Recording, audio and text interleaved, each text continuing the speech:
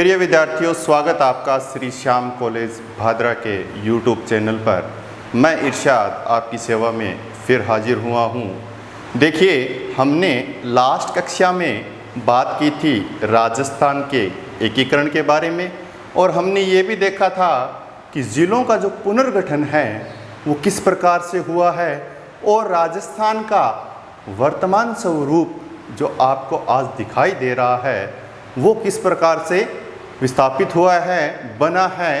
और आगे हम इसी को कंटिन्यू रखते हुए बात करेंगे राजस्थान के प्रशासनिक ढांचे की बात करेंगे, जो टॉपिक 1 में आपका राज्य का निर्माण और प्रशासनिक ढांचा। तो देखिए, स्वतंत्रता के पश्चात 1956 एकीकरण समाप्त हो गया था, और उसके बाद में जिलों का पुनर्गठन हुआ था, और जिलों के पुनर्गठन के बाद में जो वर्तमान स्वरूप आपको दिखाई दिया उसमें राजस्थान के अंतर्गत कुल जिले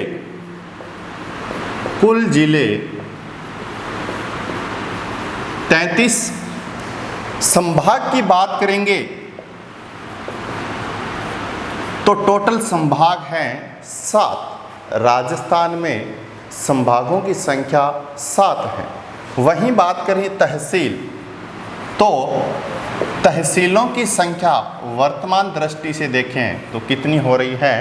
314।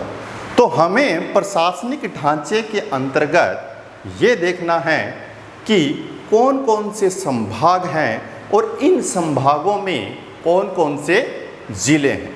इन ज़िलों को भी देखेंगे हम, कौन से संभाग में कौन सा ज़िला आता है, और संभाग की कुछ न कुछ विशेषता भी हम देखेंगे। क्षेत्रफल के आधार पर देखेंगे, जनसंख्या के आधार पर देखेंगे, साक्षरता के आधार पर देखेंगे। अगर कोई जनजातीय क्षेत्र है संभाग में तो उसको देखेंगे, अनुसूचित जाति को देखेंगे। तो चलिए हम स्टार्ट कर रहे हैं राजस्थान के संभाग। कुल 7 संभाग हैं राजस्थान में। संभाग उसके अंतर्गत जिलों के नाम और उस संभाग से संबंधित कोई विशेष विवरण अगर है तो हम उसकी भी चर्चा करेंगे। देखिए, सबसे पहले हम बात कर रहे हैं जयपुर संभाग की। जयपुर संभाग में कौन कौन से ज़िले आते हैं? जयपुर संभाग के अंतर्गत जयपुर, सीकर, झुंझुनू, अलवर और दौसा। ये 5 ज़िले जयपुर संभाग में आते हैं। जयपुर, अलवर, दौसा, सीकर और झुंझुनू, कुल 5 ज़िले हैं जयपुर संभाग में। अब हम देखेंगे जयपुर संभाग की कोई विशेषता है क्या। इस संभाग में सर्वाधिक जनसंख्या पाई जाती है। जयपुर संभाग में सर्वाधिक जनसंख्या पाई जाती है, और इसकी एक विशेषता और भी स्पष्ट होती है कि यहाँ सर्वाधिक साक्षरता भी पाई जाती है। ये कुछ विशेषताएं हैं जयपुर संभाग की। उसके बाद में हम बात करेंगे, दूसरा संभाग आता है जोधपुर। जोधपुर संभाग में कौन कौन से ज़िले हैं इसके बारे में हम देखेंगे। जोधपुर में जोधपुर जिला, बाड़मेर, उसके बाद में जैसलमेर, उसके बाद में जालौर, उसके बाद में पाली और उसके बाद में सिरोही। कुल कितने जिले हैं? 6 जिले हैं। कौन कौन से जिले हैं जोधपुर संभाग में? जोधपुर है, बाड़मेर हैं, जैसलमेर हैं, जालौर हैं, पाली हैं और सिरोही। ये 6 जिले हैं जोधपुर संभाग। तो जोधपुर संभाग का कोई विशेष विवरण है? देखिए, जोधपुर संभाग सर्वाधिक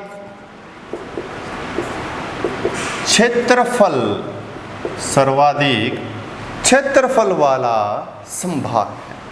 अगर हमारा क्वेश्चन ये आता है कि सर्वाधिक क्षेत्रफल वाला संभाग कौन सा है, तो हमारा आंसर होगा जोधपुर। एक विशेषता और भी है, न्यूनतम साक्षरता। सर्वाधिक साक्षरता है वो जयपुर संभाग में है, और न्यूनतम साक्षरता की बात करेंगे तो वहाँ जोधपुर संभाग का नाम आता है। इसके बाद में हम देखेंगे बीकानेर संभाग। बीकानेर संभाग में बीकानेर, चूरू, हनुमानगढ़ और गंगानगर। कुल कितने जिले हैं बीकानेर संभाग में? 4 जिले हैं। बीकानेर, चूरू, हनुमानगढ़ और गंगानगर। इसकी बात करें इस संभाग की, तो एक विशेषता यहाँ देखने को मिलती है कि यहाँ पर सर्वाधिक अनुसूचित जाति पाई जाती है। सर्वाधिक अनुसूचित जाति एससी कैटेगरी कौन से संभाग में पाई जाती हैं?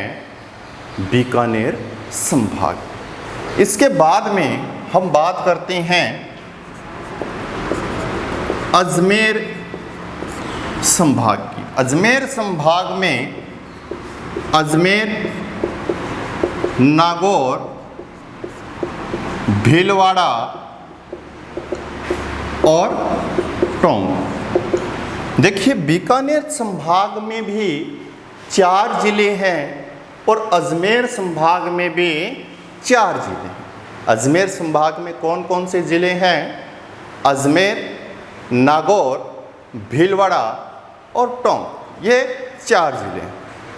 अजमेर संभाग की एक विशेषता है। क्या विशेषता है? कि यह राज्य का मध्यवर्ती संभाग है। राज्य का मध्यवर्ती संभाग किसको माना जाता है? अजमेर संभाग को माना जाता है। इसके बाद में हम बात करते हैं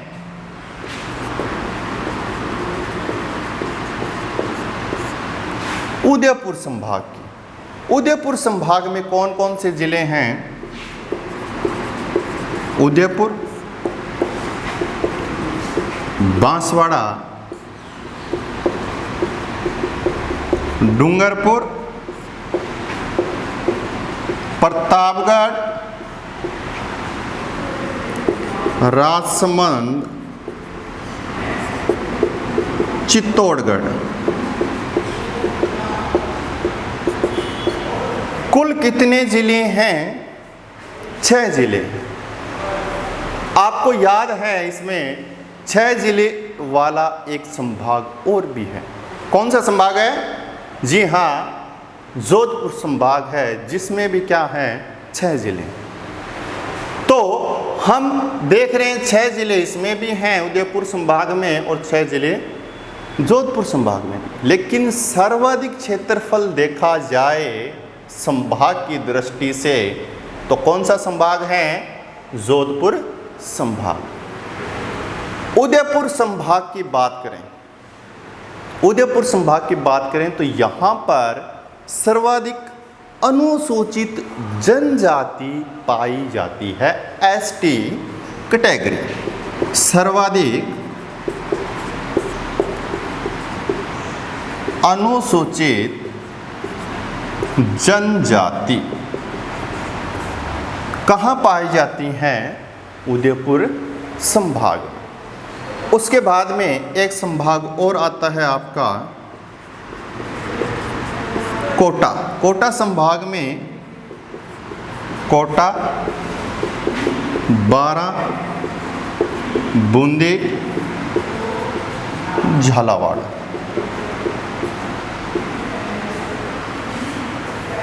सर्वाधिक देखिए,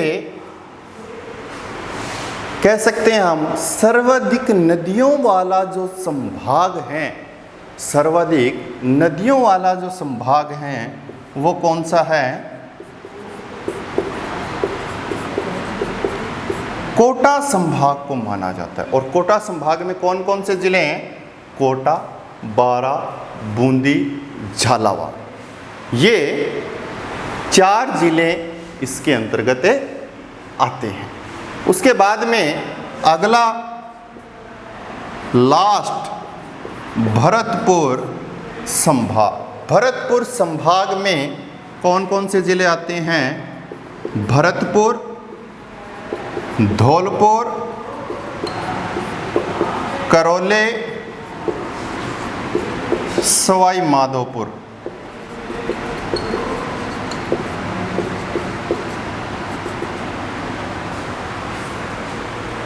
अब देखिए,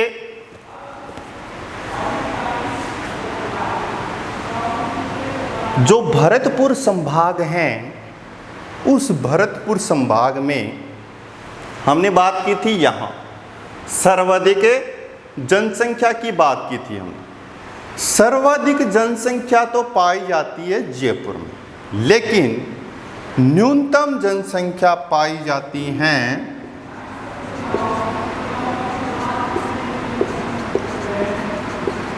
किस संभाग में पाई जाती हैं? भरतपुर संभाग में पाई जाती है।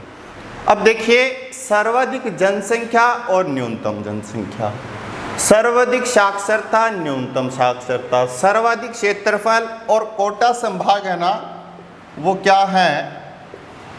न्यूनतम क्षेत्रफल की दृष्टि वाला संभाग। हम न्यूनतम क्षेत्रफल की जब भी बात करते हैं तो संभाग की दृष्टि से कौन से संभाग का नाम आता है? कोटा संभाग का नाम आता है। तो इस प्रकार से ये 7 संभाग हैं और इन 7 संभाग में 33 जिले हैं और इनकी कुछ विशेषता है। अगर आप 33 जिलों के नाम याद करते हैं तो मेरी दृष्टि से ये कहना है कि आप पहले इन संभागों को याद कीजिए और इन संभागों में कौन कौन से जिले हैं। ये टोटल 33 जिले हैं और संभाग वाइज अगर आप याद करोगे जिलों के नाम तो आसानी से आपको याद हो जाएंगे। साथ साथ में 7 संभाग भी क्लियर हो जाएंगे, साथ साथ में 33 जिले भी क्लियर हो जाएंगे और साथ साथ में एक एक या दो दो अगर विशेषता है तो वो भी आसान हो जाएगी आपको याद करनी। तो ये है आपका प्रशासनिक ढांचा राजस्थान का संभाग की दृष्टि से। ठीक है, इसके बाद में हम राजस्थान का अध्ययन करेंगे एक सामान्य रूप में, जिसके अंतर्गत कुछ भौगोलिक फैक्टर्स हैं। जैसे हम बात करते हैं अक्षांश और देशांतर की, जैसे हम बात करते हैं क्षेत्रफल की, जैसे हम बात करते हैं जनसंख्या की, जैसे हम बात करते हैं राजस्थान के आकार की। अगर कोई रेखा, कर्क रेखा गुजर रही है, कहाँ गुजर रही है, इसके बारे में देखेंगे। सबसे बड़ा जिला कौन सा है, इसके बारे में देखेंगे। और आगे राजस्थान की जो सीमाएं हैं, अगर अंतर्राष्ट्रीय हैं तो उसकी बात करेंगे, अगर अंतर्राज्यीय हैं तो उसकी बात करेंगे, जलीय है तो उसको भी हम देखेंगे। तो चलिए हम सामान्य विवरण देख लेते हैं राजस्थान का भौगोलिक दृष्टि से। अब हम बात कर रहे हैं राजस्थान की कुछ सामान्य जानकारी जो भौगोलिक दृष्टि से हमारे काम आएगी। आगे हम राजस्थान का विशेष अध्ययन करेंगे तो उसमें ये छोटी छोटी चीज़ें बहुत काम आएगी।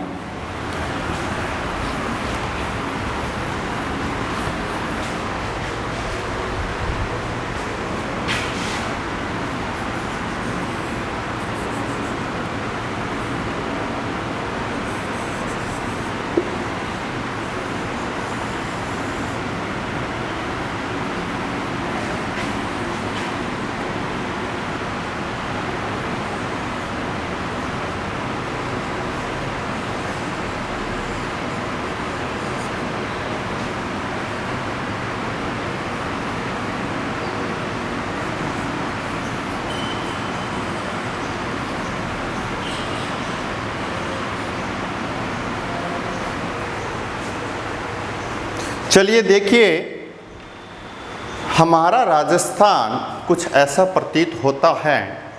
तो हम सबसे पहले बात करते हैं भौगोलिक स्थिति की, जिसके अंतर्गत अक्षांश और देशांतर।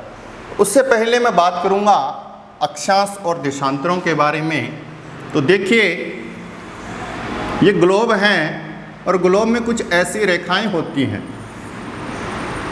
पूर्व से पश्चिम या पश्चिम से पूर्व, कुछ ऐसी रेखाएं होती हैं। इन रेखाओं को हम अक्षांश कहते हैं।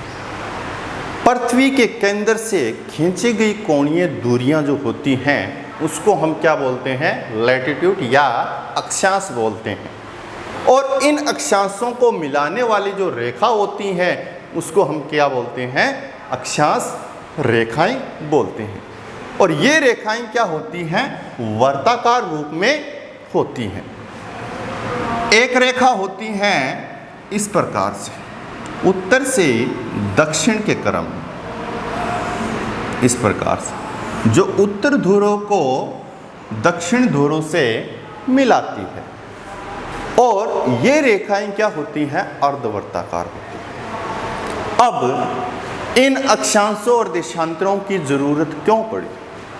देखिए, किसी क्षेत्र या स्थान की हमें स्थिति जाननी है, चाहे वो मध्य प्रदेश है, चाहे वो राजस्थान है, चाहे हमारा भारत है, चाहे कोई दूसरा देश है।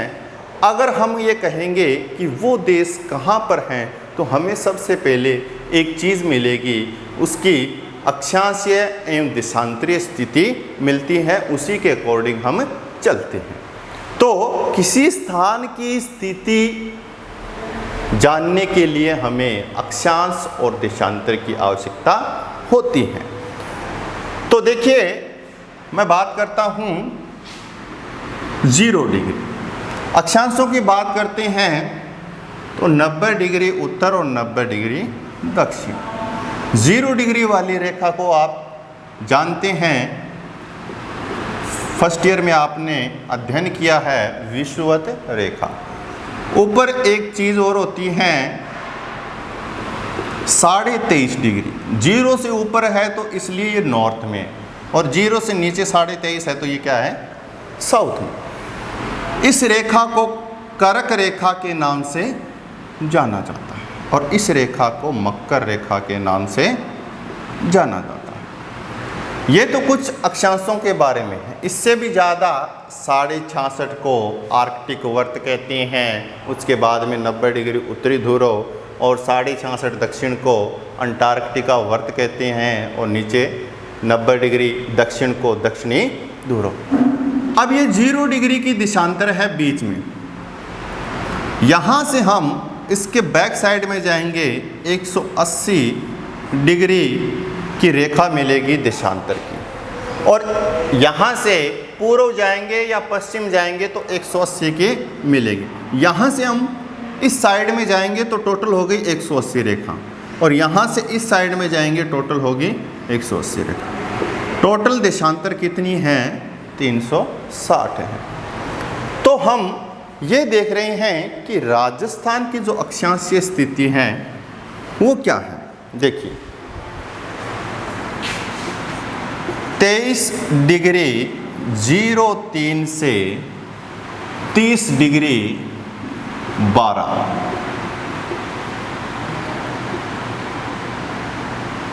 69 डिग्री 30 से 78 डिग्री 17। अब देखिए ये जो यहाँ पूर्व लिखना है, अब देखिए 23.5 डिग्री नॉर्थ और 30 डिग्री नॉर्थ, ये अप्रोक्सीमेटली हम बात कर रहे हैं। 23 डिग्री नॉर्थ, अब देखिए 23.5 डिग्री ये है, 23 के बाद में यहाँ पर 24 है, तो बीच में कोई ना कोई रेखा है 23.5 की, और इस रेखा को किस नाम से जानते हैं? कर्क रेखा के नाम से। तो हमारा एक आइडिया हो गया कि 0 से ऊपर उत्तरी गोलार्ध में हमारा राजस्थान स्थित है कहाँ पर, ये भी देखें। अब हम बात कर रहे हैं कि 23 से शुरू हो रहा है, तो मतलब यहाँ से शुरू होगा, इस लाइन से शुरू होगा, इस लाइन से ऊपर ऊपर कहाँ तक है? 30 तक है। तो 30 तक है तो हमारा राजस्थान यहाँ तक पाया जाएगा, इतने क्षेत्र में। लेकिन इसका दायां भाग और इसका बायां भाग, मतलब इसकी पूर्वी सीमा और इसकी पश्चिमी सीमा का अभी आंकलन नहीं हुआ। तो हम देखेंगे यहाँ पर लिखा हुआ है ई, और यहाँ पर भी लिखा हुआ है ई। ये क्या है? ईस्ट, क्या है? पूर्व की ओर है। तो देखिए ये पश्चिमी साइड हो गई वेस्ट, और ये हो गई पूर्वी साइड। तो इस 0 से इस साइड में है, तो हमारा पार्ट हो गया बस ये। अब देखेंगे 69 डिग्री 30 से 78 डिग्री 17। तो हमारा आइडिया ये जाता है कि इतने एरिए में यहाँ पर क्या स्थित है? राजस्थान स्थित है ना। ये एक स्थिति पता चल गई हमें, एक लोकेशन पता चल गई कि राजस्थान कहाँ पर है ग्लोब में, किसके द्वारा? इन अक्षांशों और इन देशांतरों के द्वारा। अब देखिए राजस्थान की जो ऊपरी सीमा है और जो निचली सीमा है, इसका विस्तार कहाँ से शुरू होता है ये देखेंगे। तो उत्तरी सीमा की बात करें तो एक कोणा गांव है, कहाँ पर? श्री गंगानगर में। श्री गंगानगर में कोणा गांव है, वहाँ से राजस्थान की सीमा शुरू होती है। और दक्षिण में बोरकुंड नामक स्थान है, कहाँ पर है? बांसवाड़ा। ये हो गई उत्तर और दक्षिणी। उत्तरी सीमा प्रारंभ हो रही है कोणा गांव से, और दक्षिणी सीमा का जो अंत हो रहा है वो होता है बोरकुंड नामक स्थान है बांसवाड़ा का, वहाँ।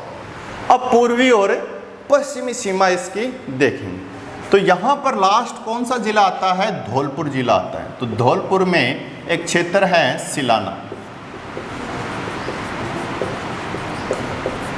ये इसकी पूर्वी सीमा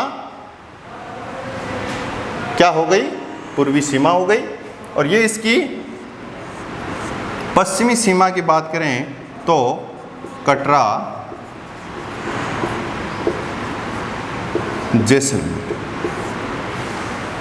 ये इनकी उत्तरी, दक्षिणी, पूर्वी, पश्चिमी सीमा की बात करें तो ये हो जाती हैं। अब इसके बारे में हम बात करें तो इस राजस्थान राज्य के कुछ अन्य राज्यों की भी सीमा लगती है। देखिए कौन कौन से राज्यों की सीमा लगती है। उत्तरी साइड की बात करता हूँ तो पंजाब, फिर मैं बात करता हूँ उत्तर पूर्व की बात करता हूँ तो कौन सा? हरियाणा। मैं बात करता हूँ पूर्व की तो कौन सा? यहाँ पर उत्तर प्रदेश। और दक्षिण पूर्व की बात करेंगे तो कौन सा है? मध्य प्रदेश। और दक्षिण पश्चिम की बात करें तो कौन सा आता है? गुजरात। और उत्तर पश्चिम की बात करें, ये इस क्षेत्र की बात करें, तो यहाँ पर कोई राज्य नहीं बल्कि पाकिस्तान देश की सीमा लगती है। ये पाकिस्तान। अब देखिए कितने राज्यों की सीमा लगती हैं राजस्थान के? 5 राज्यों की सीमा लगती है। कौन कौन से राज्य हैं? पंजाब, हरियाणा, उत्तर प्रदेश, मध्य प्रदेश और गुजरात। मैं बात करूं कि सर्वाधिक सीमा कौन से राज्य की लगती हैं, तो कौन से राज्य की लगती हैं? मध्य प्रदेश की। कितने किलोमीटर के? लगभग 1600 किलोमीटर की सीमा राजस्थान के लगती हैं। मध्य प्रदेश की सीमा लगती है राजस्थान से। सबसे कम बात करें तो पंजाब की लगती हैं 89 किलोमीटर। अगर आप इतना ही याद रखो तो काफ़ी है। लेकिन हरियाणा की बात करूं तो 1262 किलोमीटर की सीमा लगती है। उत्तर प्रदेश की बात करूं तो 877 किलोमीटर की। गुजरात की बात करूं 1022 किलोमीटर। वहीं पाकिस्तान की बात करते हैं, हम आगे बात करेंगे इसकी, 1070 किलोमीटर की। तो ये कुछ सीमाएं लगती हैं राजस्थान की। अब हम बात कर रहे हैं कि उत्तर से दक्षिण, पूर्व से पश्चिम। उत्तर से दक्षिण मैक्सिमम दूरी कितनी है और पूर्व से पश्चिम मैक्सिमम दूरी कितनी है राजस्थान के अंतर्गत? तो देखिए उत्तर से दक्षिण की बात करेंगे तो 826 किलोमीटर इसकी लंबाई हो गई। चौड़ाई की बात करेंगे पूर्व से पश्चिम तो वो कितनी है? 869 किलोमीटर्स हैं। तो ये कुछ सामान्य हैं। इसके अलावा भी कुछ सामान्य जानकारी है, वो हम अगले वीडियो में बात करेंगे। जय हिंद, जय भारत, धन्यवाद।